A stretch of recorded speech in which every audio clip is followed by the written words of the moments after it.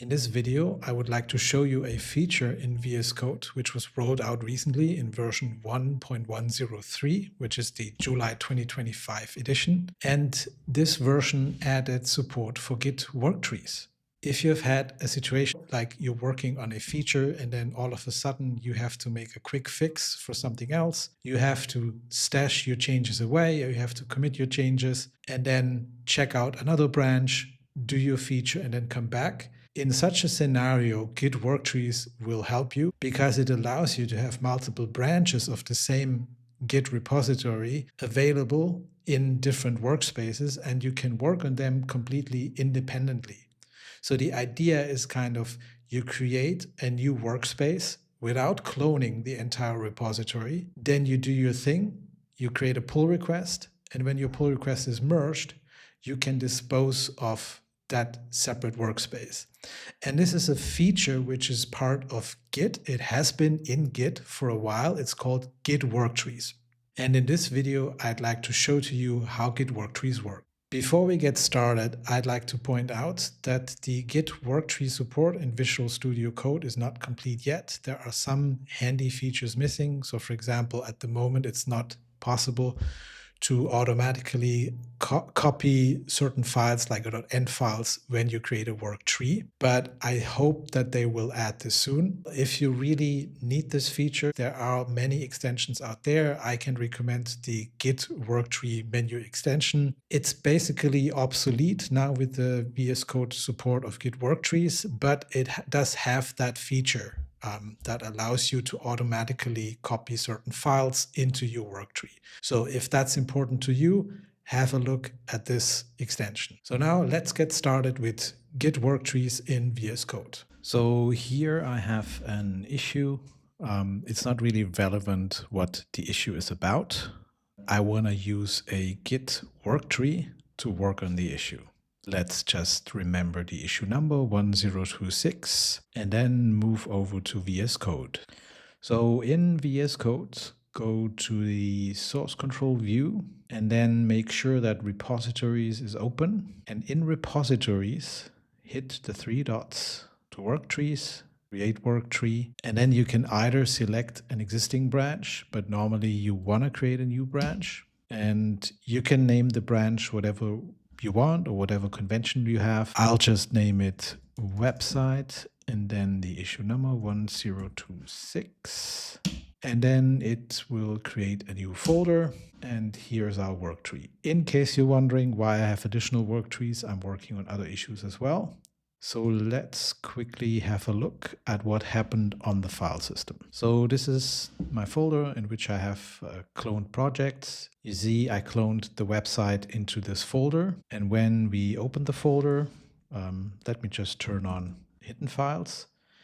We see that this is the folder where the .git folder is located, and it contains all the history information for Git. So Git stores the changes that I make and commit in this folder, and then has a way to sync the changes to the remote repository.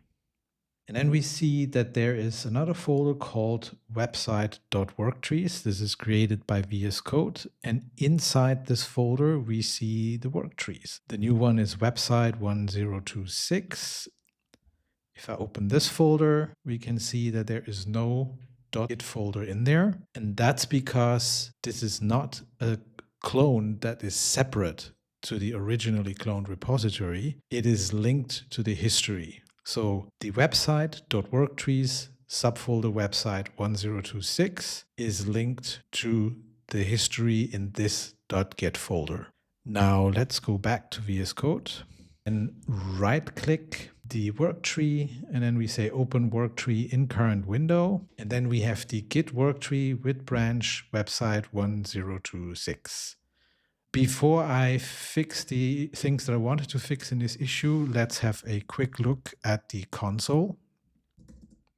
Let's do a pnpm outdated, and then we see something which is a little odd. At first glance, we see that like all the packages are missing. And the reason why they're missing is because this is a completely separate workspace with separate dependencies. So when we work in a work tree and we open the work tree, we first have to install the dependencies. So we need to run a pnpm I. Then let's do a pnpm outdated again. And now we see all the dependencies are installed, even though a lot of dependencies are outdated, but that's what I'm gonna fix in this issue as well. So I will work on my issue now and will fast forward in the video. And then I'll be back to create the pull request, which just works as we're used to. And once the pull request is successfully merged, we can dispose of the work tree. All right, so I'm back. I made the changes. I created a commit. I pushed the branch, and now we have to create a pull request. All right, so let's create this. And then let's verify that the CI task completed successfully.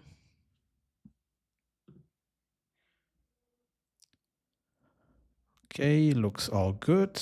Then we're gonna do a squash and merge.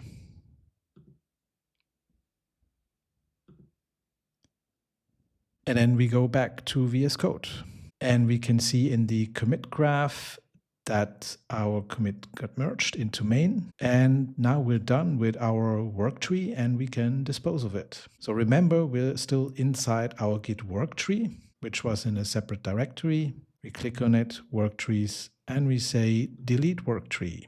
But we cannot delete the work tree that we're currently in. So we need to switch back to the main repository. Let's open the folder. And as mentioned before, VS Code organizes the work trees in a subdirectory website.worktrees. So website was just the name of the repositories and then a .worktrees. So we need to go up one level. We choose the original main repository.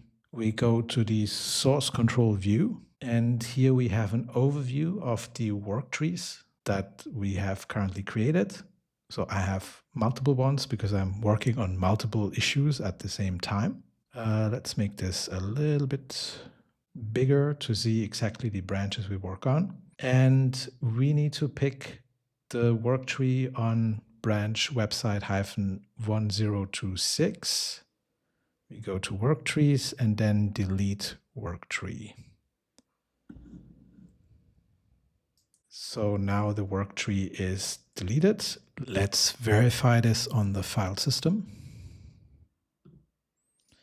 So we see the folder website -1026 is deleted. So back in VS Code, I just want to say a few things about this view. So this view is maybe a little bit confusing because it shows us the main branch, which is a normal cloned GitHub repository, and it shows us all the active work trees that we have. And also here it shows the consolidated changes. So this doesn't mean that there are any changes in the main branch. The changes are actually in other work trees. So if this view is confusing to you, there is a setting that we can use. And the setting is called git.detectWorktrees. It's by default, it's set to true. We can set it to false. We need to reload VS Code for this setting to take effect. It's scanning the repositories. And then we have the normal view. Now we only see the main branch here, and it's a little less confusing. Before we wrap up, there is one thing still missing. We have to pull in the changes into the main branch.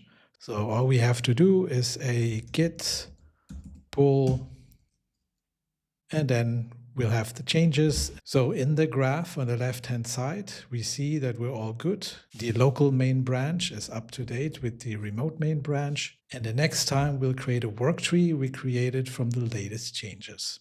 Now you have an idea about how Git Worktrees work. And from my experience, they're really useful when you work on multiple issues in parallel. And you don't have to do things like stashing changes away to work on some other issue. Instead of doing that, you simply create a work tree. And if you get used to this workflow, I think your productivity will go up. If you enjoyed this video, don't forget to like and subscribe, and see you in the next video.